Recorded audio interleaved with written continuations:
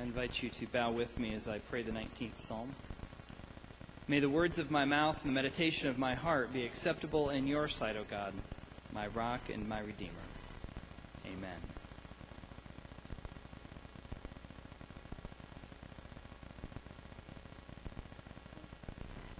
So the middle of February is exciting for a couple of reasons.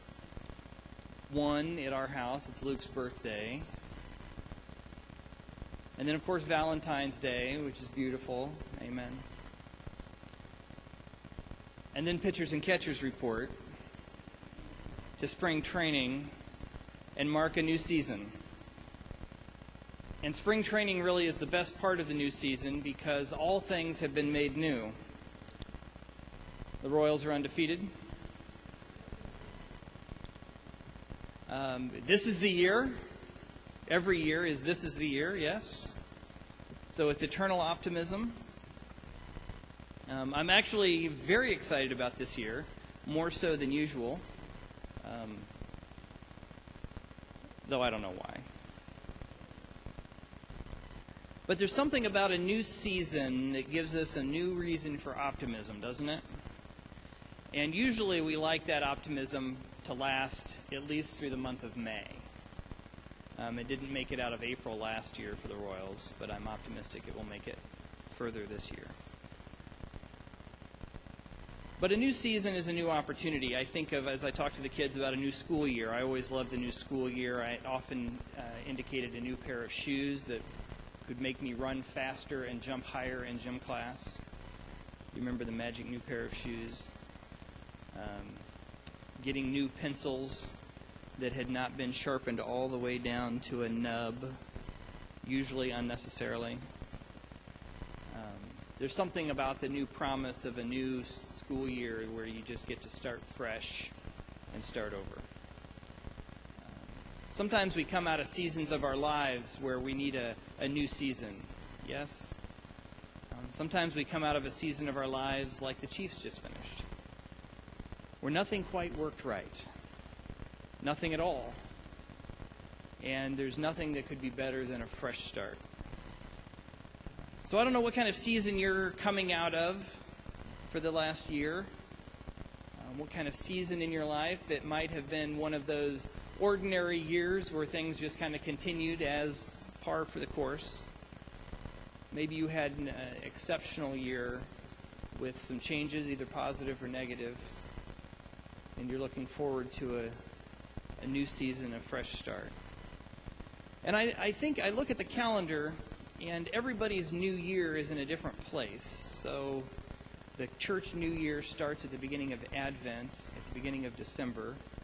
The Chinese New Year is coming up at the end of the month.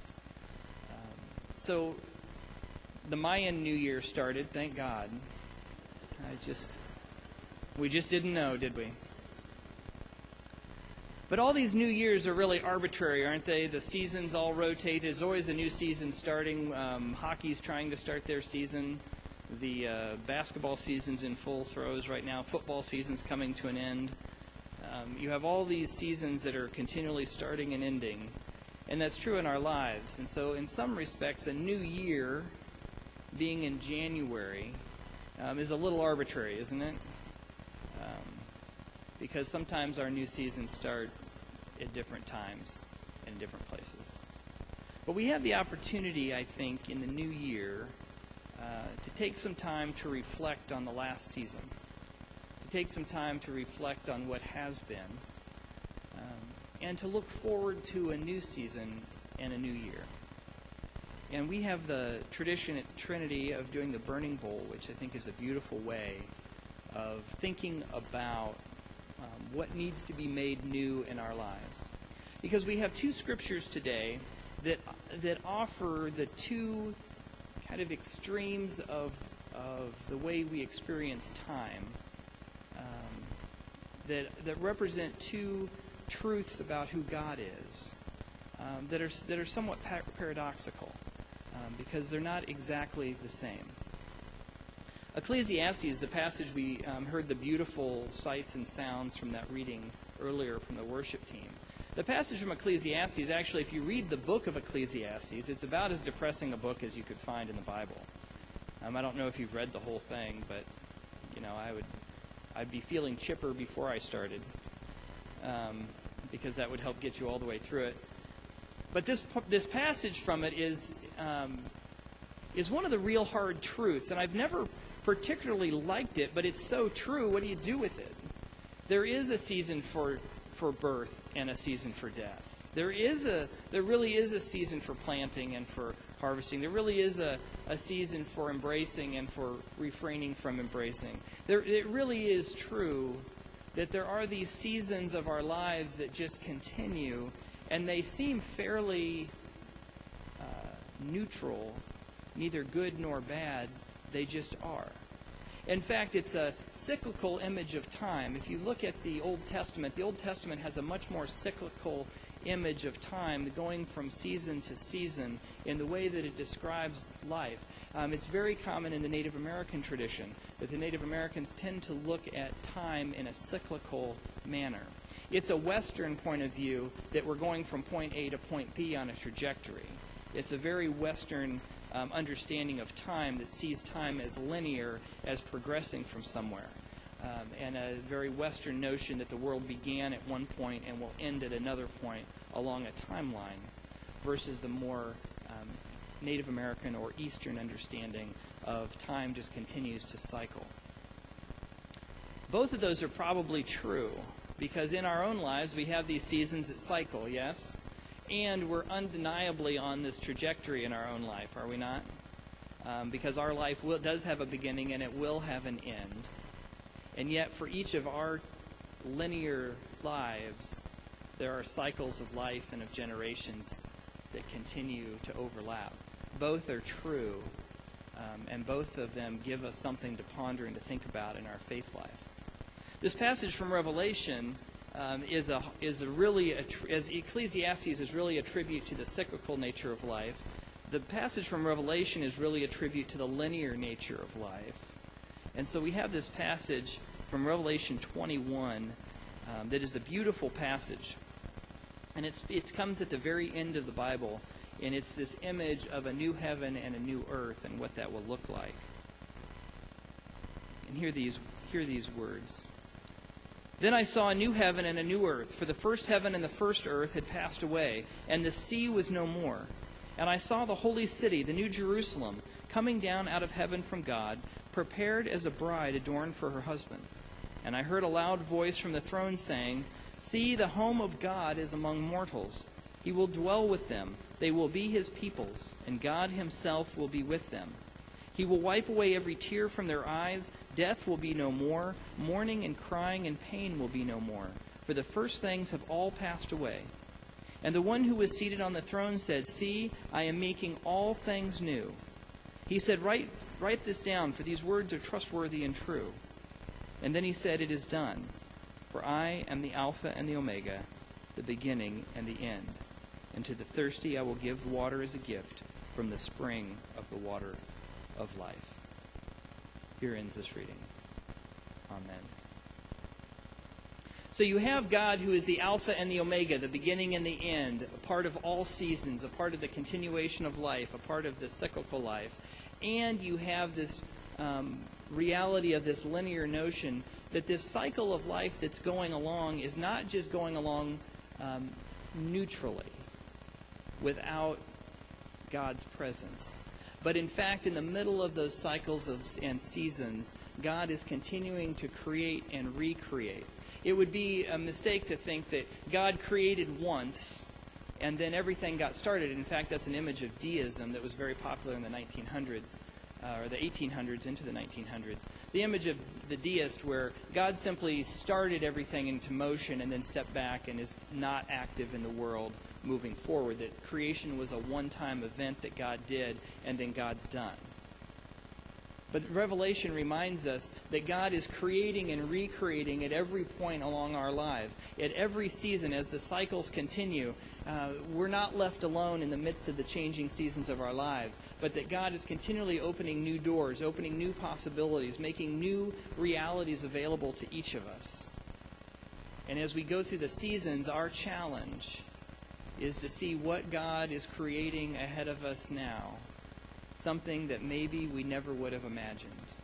What is it that God is continuing to place into our life? What new creation is coming into this particular season of our life that God's calling us to embrace and open our hearts and minds to? Can you see the dichotomy between Ecclesiastes and Revelation?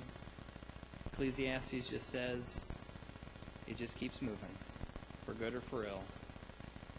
And Revelation promises that God's going to be a part of the new creation for each season of our lives and for each season of the world. That's a great promise and a great miracle. And it's into that collective component that we enter today in the cusp of this new year, with an opportunity to embrace whatever season we've been through and to embrace the new creation that God is providing yet. So what I want to invite you to do is inside your bulletin today, there's a little piece of paper, a rectangular piece of paper. There's also a second Saturday service day sign up. That's not the one you're looking for. But there's one about half that size in your bulletin.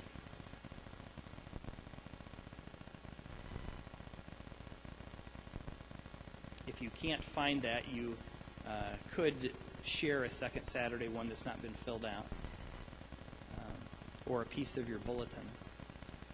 What I want to invite you to do, there are pens in the pews, you may have a pen with you, but I just want you to take a moment, each of us, and to enter into an attitude of prayer, and to just reflect for a moment on the last season of your life. It's probably not defined by the calendar, but to reflect on the last season. And to give that over to God. Whatever part of that lingers that you need to let go of and to give over to God. And then perhaps also to write, maybe on the other side of the page, some hopes or dreams for the coming year. Some anticipations or places where you need God's new creative energy in your life. And to lift that up. But I encourage you to write those on the piece of paper today. And let's just be in an attitude of prayer for a moment.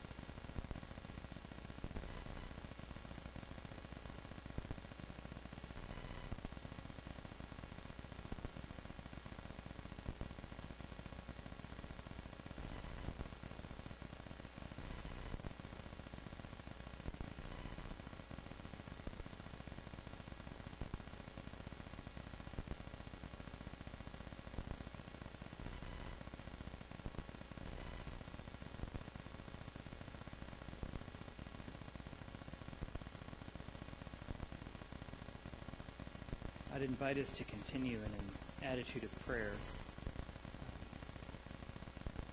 The way the service will work today is in a moment we will have the institution of the Lord's Supper for Holy Communion that we will share today.